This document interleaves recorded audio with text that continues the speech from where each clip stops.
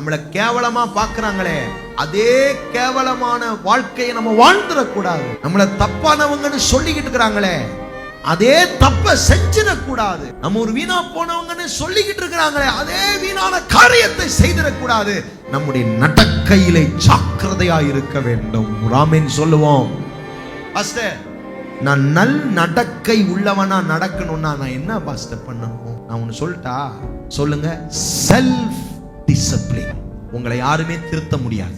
உங்களை உங்க மனைவி திருத்த முடியாது. உங்களை உங்க புருஷன் திருத்த முடியாது. பிள்ளைகளை பெற்றோர் நீங்க திருத்தவே முடியாது. பெற்றோரை பிள்ளைகள் திருத்தவே முடியாது. ஒரு ரகசியத்தை உங்களுக்கு சொல்றேன். எல்லாரும் ஒண்ணு ஒத்துக்குவோம். கையை இருதயத்தில் வச்சு சொல்லுங்க, நான் பாவி. ஒத்துக்கலாம். நான் ஒத்துக்கிறேன், நான் ஒத்துக்கிறேன், நான் ஒத்துக்கிறேன்.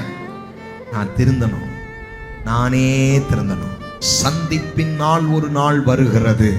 அதுதான் தேவனை நாம் சந்திக்க போகிற நாள்.